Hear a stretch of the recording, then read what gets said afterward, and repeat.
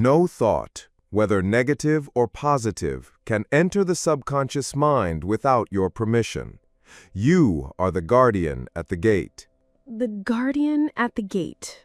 That phrase carries such a profound weight, even today, Mr. Hill, and I believe it connects directly to one of your most powerful and perhaps most misunderstood principles, auto-suggestion. It does, Dr. Sinclair. It is the foundation upon which all the other principles stand. Exactly. And for those who may have only heard the name or have a very superficial grasp of it, could you explain it in its simplest form, the common understanding people have of it? Of course. In its most basic sense, your mind is a fertile garden, and your thoughts are the seeds. The subconscious mind, the soil of that garden, doesn't care what seeds you plant, seeds of success or seeds of failure, seeds of health or seeds of illness. It will simply nurture whatever it is given and bring it to fruition. Autosuggestion is the process of consciously choosing your seeds. It is the act of deliberately planting a thought, a statement, a definite goal over and over again until it takes root and becomes a part of your reality. So the common interpretation isn't too far off then, that if I constantly tell myself, I am courageous or I will succeed in my career, eventually that phrase becomes a belief and it shifts my behavior to align with that reality. Is that right? The principle of repetition is the core of it, yes. And this is where, if I may be candid, I, as a modern researcher, start to struggle with it. Science has always progressed through questioning, Doctor. Please. Is the mind truly that simple? You see, in your era, information was perhaps more finite. But today, we are drowning in an ocean of negative information.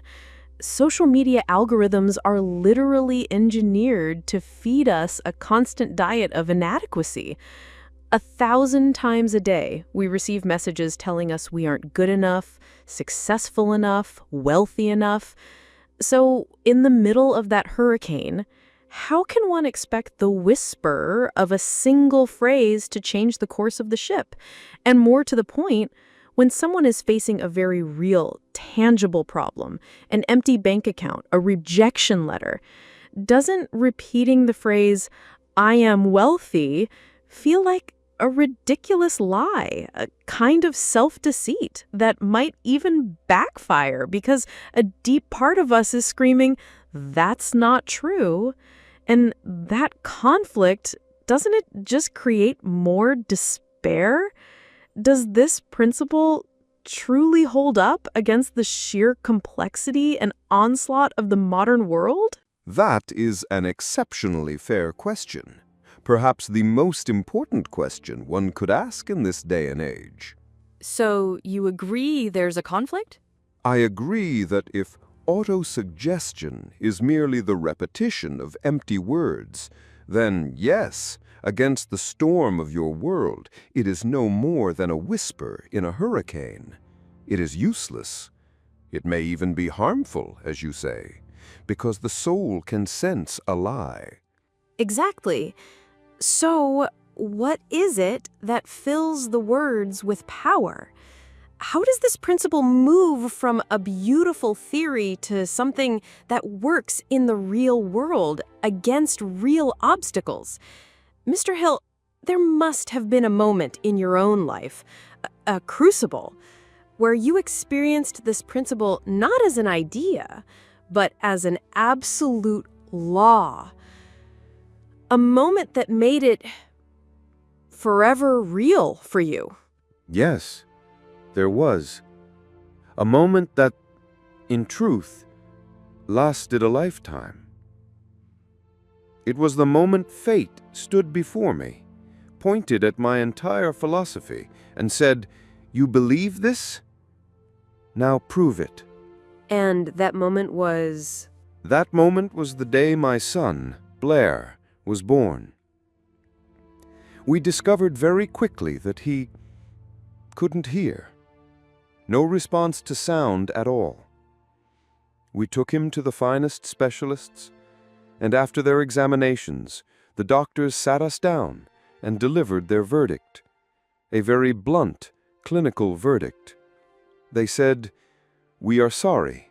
Your son was born without the physical apparatus to hear. He will be deaf, and therefore mute, for life." Oh my God. It was a final judgment. A concrete wall placed directly in our path. I could hear my wife's quiet weeping. I could feel the despair in the room. But in that exact moment, Dr. Sinclair, something else happened inside my own mind. I heard the doctor's opinion, but I refused to accept it as the truth. What do you mean you didn't accept it? It was a physical reality. It was. But my mind delivered its own verdict.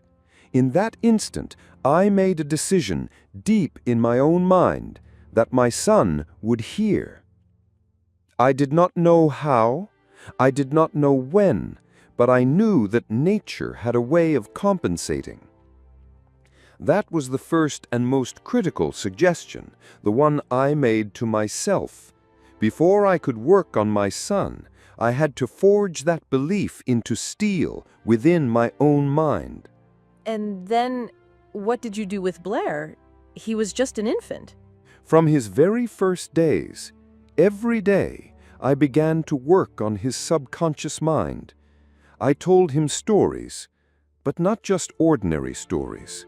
I held in my mind a burning belief that his affliction was not a curse, but a great asset in disguise.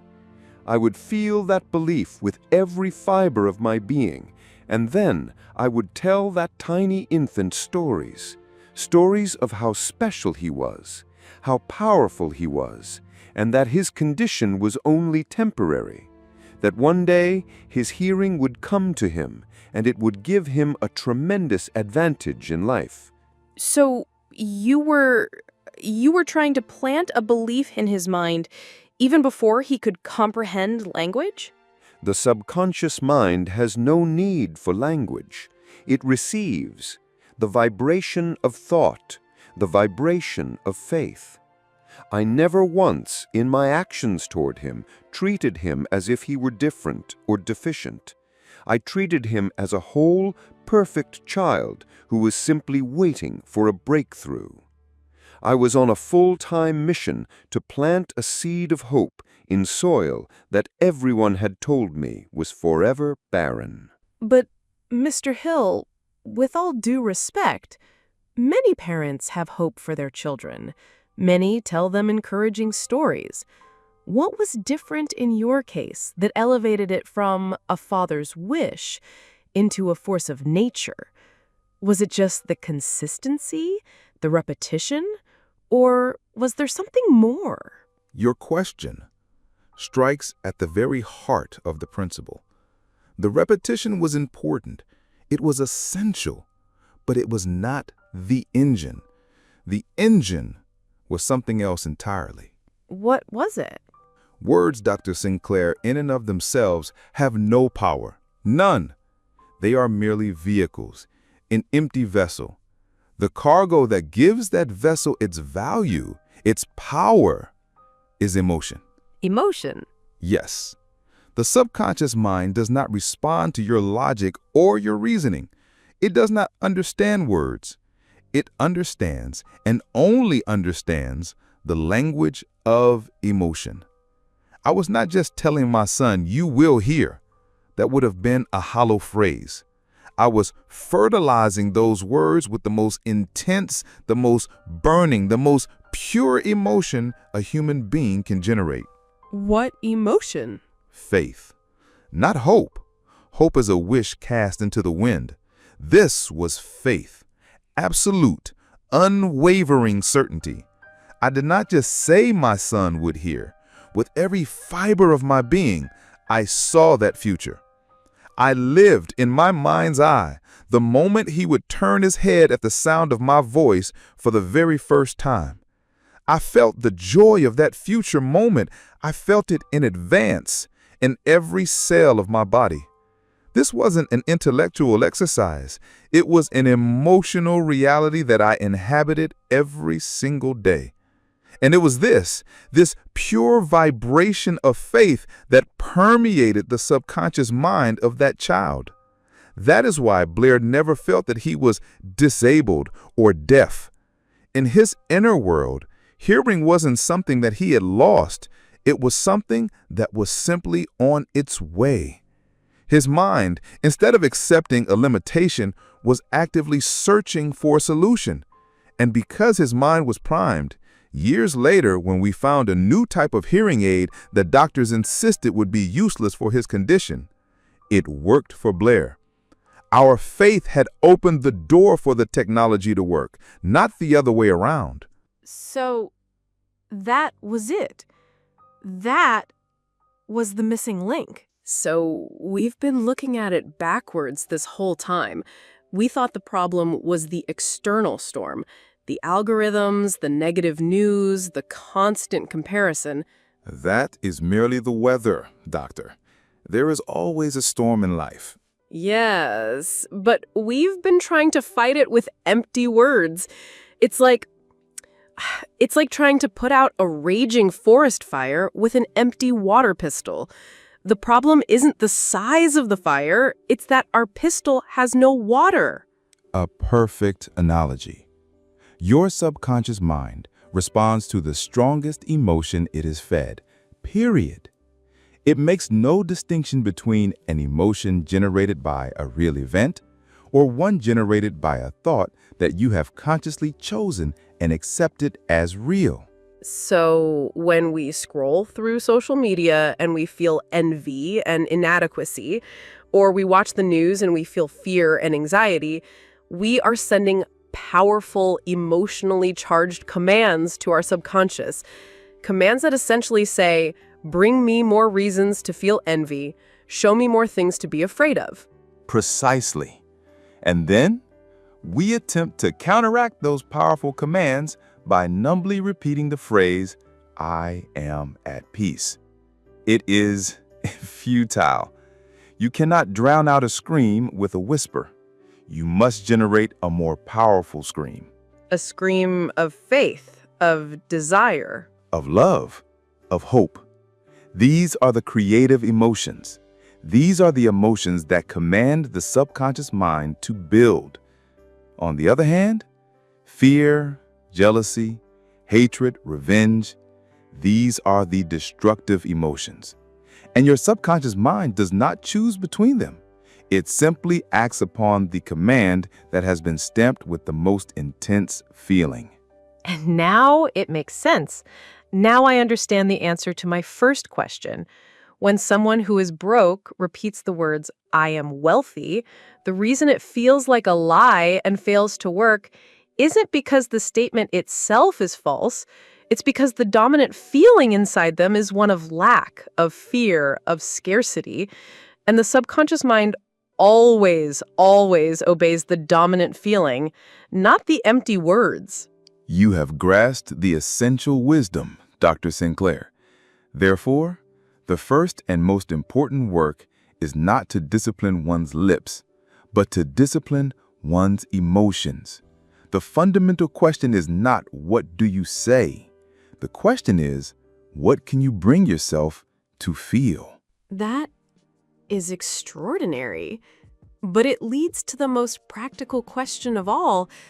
How? How does one consciously generate these feelings, especially when they might be in the most difficult, most hopeless circumstances of their life? How can this be put into practice? A vital question. It requires discipline, but it is not complicated. There is a simple exercise. Every day, preferably at night before you sleep or in the morning just as you awaken, for that is when the mind is most receptive. Find 5 minutes in a quiet place, somewhere you will not be disturbed. Okay. Close your eyes and hold a clear, definite statement of your goal in your mind. Let's say, for example, the attainment of a specific career position. Now, instead of just numbly repeating that phrase, you are going to build a mental motion picture around it. A mental motion picture? Yes. See yourself in that position. See it in vivid detail. What does your office look like? What is the view from the window? What clothes are you wearing? Hear the sounds of your colleagues congratulating you. Feel the firm handshake of a friend on your shoulder. But here is the most critical part of the exercise. The feeling? Precisely. Feel the pride, the joy, the profound gratitude that comes from having already achieved it. Allow that feeling to swell within you. Let it bring an unconscious smile to your face. Let it warm your entire body. Immerse yourself completely in that emotional state.